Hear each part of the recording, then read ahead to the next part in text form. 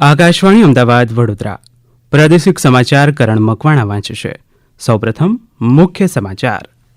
મુખ્યમંત્રી ભૂપેન્દ્ર પટેલે કહ્યું, ગુજરાત અને બિહારના સંબંધો આદિકાળથી ઐતિહાસિક રહ્યા છે. ચૈત્રી નવરાત્રિના પ્રથમ દિવસે રાજ્યના શક્તિપીઠોમાં ભક્તોનું ઘોડાપૂર. પાવાગઢમાં વધારાની એસટી બસની વ્યવસ્થા. રાજ્યભરમાં આજે ઈદ ઉલ ફિત્ર પર્વની હર્ષોલ્લાસ સાથે ઉજવણી. આગામી 5 દિવસ રાજ્યમાં ગરમી વધવાની આગાહી. અને રાજ્યના 7 વર્ષના ચેસ ખેલાડી વાકા લક્ષ્મી પ્રજ્ઞિકાએ સર્બિયાની ચેસ સ્પર્ધામાં વિશ્વ ચેસ વિજેતાનો ખિતાબ જીત્યો. સમાચાર વિગતવાર.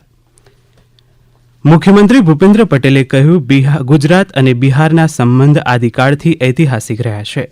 બિહાર બૌદ્ધ ધર્મથી પ્રભાવિત છે તો ગુજરાત બૌદ્ધ પ્રવાસીઓનું આકર્ષણનું કેન્દ્ર રહ્યું છે. અમદાવાદમાં ગઈકાલે બિહાર સ્થાપના દિવસ અને હોળી મિલન મહોત્સવમાં શ્રી પટેલે આ મુજબ જણાવ્યું. શ્રી પટેલે ઉમેર્યું, બિહારની નાલંદા અને ગુજરાતની વલ્લભી વિદ્યાપીઠ પ્રાચીન વિશ્વની અજોડ શિક્ષણ સંસ્થાઓ હતી. બંને રાજ્ય ઐતિહાસિક અને રાજકીય ચળવળોના સાથી અને સાક્ષી રહ્યા છે. શ્રી પટેલે પોતાના સંબોધનમાં પ્રથમ જ્યોતિર્લિંગ સોમનાથ મંદિરના પુનઃનિર્માણનો ઉલ્લેખ કર્યો હતો. દરમિયાન શ્રી પટેલે સૌને ચૈત્રી નવરાત્રિની શુભેચ્છાઓ પણ પાઠવી હતી.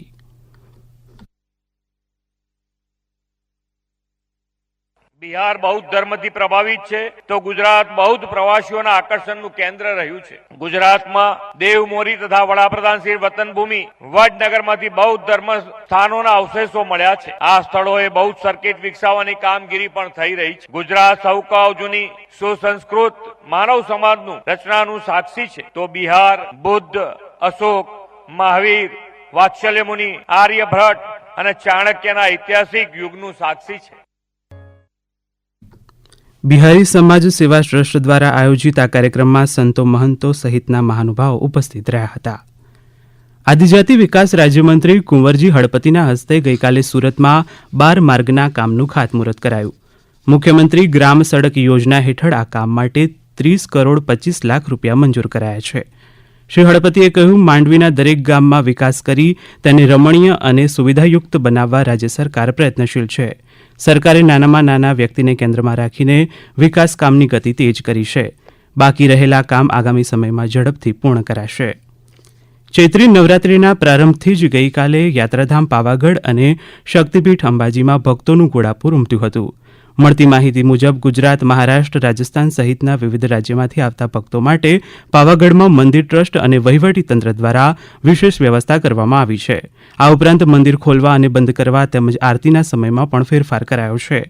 બીજી તરફ ગુજરાત રાજ્ય માર્ગ પરિવહન નિગમ GSRTC દ્વારા ભક્તો માટે 60 નવી બસની વ્યવસ્થા કરવામાં આવી છે.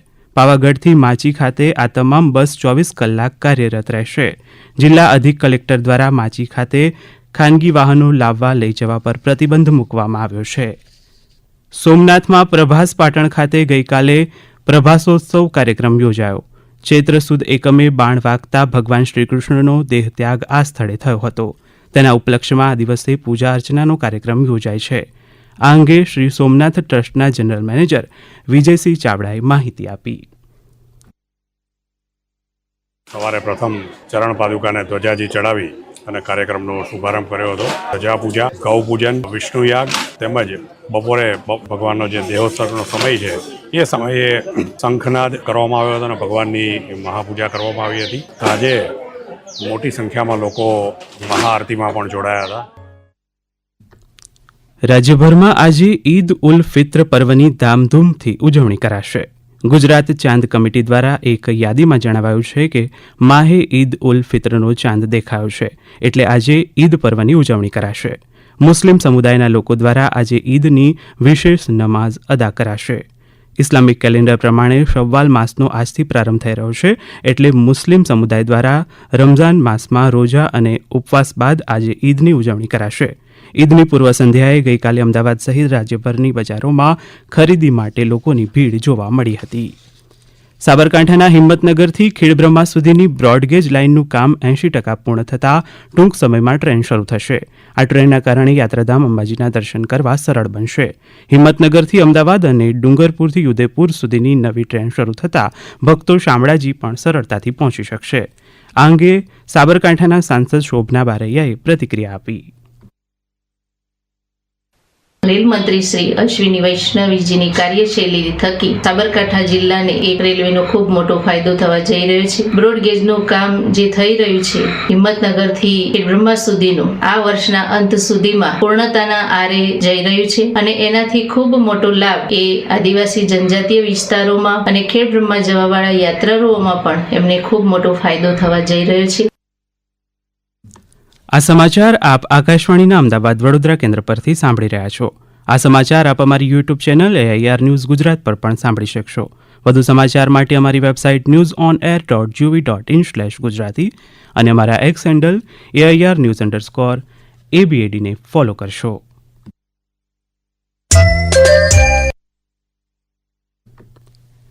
રાજ્યમાં આગામી 5 દિવસ મહત્તમ તાપમાનમાં 2 થી 3 ડિગ્રી સેલ્સિયસનો વધારો થવાની આગાહી છે. હવામાન ખાતાની યાદી મુજબ આ દિવસો દરમિયાન લઘુત્તમ તાપમાનમાં કોઈ ફેરફાર નહીં થાય, જ્યારે આજે પોરબંદરના વિવિધ વિસ્તારમાં ગરમીનું મોજું ફરી વળી શકે તેવી શક્યતા છે. ગત 24 કલાકમાં સૌથી વધુ 39 ડિગ્રી સેલ્સિયસ મહત્તમ તાપમાન સુરેન્દ્રનગર, મહુવા અને કેશોદમાં નોંધાયું છે, જ્યારે અમરેલી, વેરાવળ, દીવ, સુરતમાં મહત્તમ તાપમાન 38 ડિગ્રી સેલ્સિયસ રહ્યું છે. આ સિવાય જિલ્લા અને શહેરોમાં મહત્તમ તાપમાન 34 થી 37 ડિગ્રી સેલ્સિયસની વચ્ચે રહ્યું હતું. મહીસાગરના લુણાવાડામાં રોબોટિક સર્જરી ઉપલબ્ધ થઈ છે. અત્યંત આધુનિક પદ્ધતિથી શસ્ત્રક્રિયા કરતા રોબોટનું લુણાવાડા ખાતે શિક્ષણ મંત્રી ડોક્ટર કુબેર ડિંડોર અને પૂર્વ મંત્રી નિમિષા સુથારના હસ્તે ઉદ્ઘાટન કરાયું. આ રોબોટ થકી જોઈન્ટ રિપ્લેસમેન્ટ સરળતાથી થઈ શકશે તેમ શિક્ષણ મંત્રી કુબેર ડિંડોરે જણાવ્યું. મહીસાગર જિલ્લાના આપણા લુણાવાડા નગરમાં પ્રથમ અને એકમાત્ર રોબોટ જોન્સન અમેરિકાનો રોબોટ જોઈન્ટ રિપ્લેસમેન્ટ માટેની વ્યવસ્થા અમારા ડોક્ટર જે નાની વયે જેમને સરસ સ્થિતિમાન સ્થાપિત કર્યા છે, ઓર્થોપેડિક છે એવા ડોક્ટર સોમભાઈએ એમને હોસ્પિટલમાં જોન્સન અમેરિકાનો રોબોટ્સ આજે અહીંયા લાવ્યા છે. હોસ્પિટલમાં જે આ રોબોટ્સ લાઈને રોબોટિક સર્જરીથી જે આગળ આવનારા સમયમાં જે કામ કરવાના છે એમાં અમારા અંતરિયાળ વિસ્તારના જે દર્દીઓ છે જોઈન્ટ રિપ્લેસમેન્ટ વાળા એમને સરસ ફાયદો થવાનો છે. સુરેન્દ્રનગર SOG પોલીસે મણિપુર અને નાગાલેન્ડમાંથી શંકાસ્પદ રીતે હથિયારના લાયસન્સ મેળવનારા 21 લોકોની અટકાયત કરી છે. તપાસ દરમિયાન જિલ્લાના 17 લોકો પાસેથી હથિયાર મળી આવ્યા છે. આ અંગે નાયબ જિલ્લા પોલીસ અધિક્ષક નિકુંજ પટેલે માહિતી આપી. ગુજરાત રાજ્ય પોલીસ વડા ડીજીપી શ્રી વિકાસ સહાયનાઓની અસામાજિક તત્વો વિરુદ્ધની 100 કલાકની અસરકારક કામગીરીની ઝુંબેશ અંતર્ગત પ્રવૃત્તિ સાથે સંકળાયેલ ઇસમો જેમને સુરેન્દ્રનગર જિલ્લાથી ગેરકાયદેસર રીતે હથિયાર પરવાનું મળી શકે એમ ન હોય તેઓએ એજન્ટ મારફતેથી નાગાલેન્ડ અને મણિપુર રાજ્યમાં પોતાના રહેણાંકના પુરાવા ઉભા કરી અને લાયસન્સ પરવાના મેળવેલ હતા અને સુરત અને હરિયાણાથી હથિયારો ખરીદેલ હતા. બાતમીના આધારે અત્યાર સુધી કુલ 21 ઇસમોને રાઉન્ડ અપ કરવામાં આવેલ છે, જે પૈકી 17 ઇસમોએ 25 જેટલા હથિયારો ધારણ કરેલ હતા અને બાકીના 7 ઇસમોએ ફક્ત પરવાના મેળવેલ હતા. રાજ્યના 7 વર્ષના ચેસ ખેલાડી વાકાલક્ષ્મી પ્રજ્ઞિકાએ વિશ્વ ચેસ વિજેતાનો ખિતાબ જીત્યો છે. આ ખેલાડીએ સર્બિયાના વૃઝાંકા બાન્ઝા ખાતે યોજાયેલી FIDE world schools chess championship 2025માં અંડર-7 ગર્લ્સ કેટેગરીમાં ખિતાબ જીત્યો છે. સુરતમાં પહેલા ધોરણમાં ભણતા વાકાલક્ષ્મી પ્રજ્ઞિકાએ આ સ્પર્ધામાં તમામ 9 રાઉન્ડ જીતી લીધા અને 9 પોઈન્ટ સાથે ખિતાબ પોતાના નામે કર્યો. પ્રજ્ઞિકાના પિતા વાકા રામનાગે જણાવ્યું કે તેમની મોટી દીકરી વેરણિયાને ચેસ રમતા જોઈ પ્રજ્ઞિકાએ પણ ચેસ રમવાનું શરૂ કર્યું હતું. 15 મહિનામાં 3 વખત આ ખેલાડી સ્ટેટ ચેમ્પિયન પણ રહી ચૂક્યા છે. તાજેતરમાં જ આંધ્રપ્રદેશમાં રમાયેલી નેશનલ સ્કૂલ ચેસ ચેમ્પિયનશિપ અંડર-7માં ગર્લ્સ કેટેગરીમાં પણ પ્રજ્ઞિકાએ 3જું સ્થાન મેળવ્યું હતું. ત્યારબાદ ભારતીય ટીમમાં તેમની પસંદગી થઈ હતી. મ્યાનમાર અને થાઇલેન્ડમાં ધરતીકંપમાં ફસાયેલા લોકોની જાણકારી માટે પોરબંદર જિલ્લા આપત્તિ વ્યવસ્થાપન કેન્દ્ર દ્વારા હેલ્પલાઇન નંબર જાહેર કરાયો છે.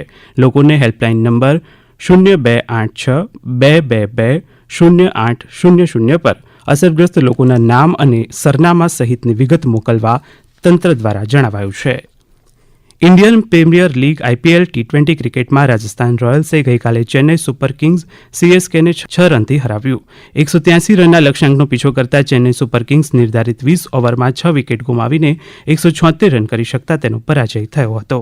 CSK તરફથી સુકાની ઋતુરાજ ગાયકવાડે 63 રન બનાવ્યા હતા. અંતમાં મુખ્ય સમાચાર ફરી એક. મુખ્યમંત્રી ભૂપેન્દ્ર પટેલે કહ્યું, ગુજરાત અને બિહારના સંબંધો આદિકાળથી ઐતિહાસિક રહ્યા છે. ચૈત્રી નવરાત્રિના પ્રથમ દિવસે રાજ્યના શક્તિપીઠોમાં ભક્તોનું ઘોડાપૂર. પાવાગઢમાં વધારાની ST બસની વ્યવસ્થા. રાજ્યભરમાં આજે ઈદ ઉલ ફિત્ર પર્વની હર્ષોલ્લાસ સાથે ઉજવણી. રાજ્યમાં આગામી 5 દિવસ ગરમી વધવાની આગાહી. અને રાજ્યના 7 વર્ષના ચેસ ખેલાડી વાકા લક્ષ્મી પ્રજ્ઞિકાએ સર્બિયાની ચેસ સ્પર્ધામાં વિશ્વ ચેસ વિજેતાનો ખિતાબ જીત્યો. આકાશવાણીના અમદાવાદ વડોદરા કેન્દ્ર પરથી પ્રાદેશિક સમાચાર પૂરા થયા.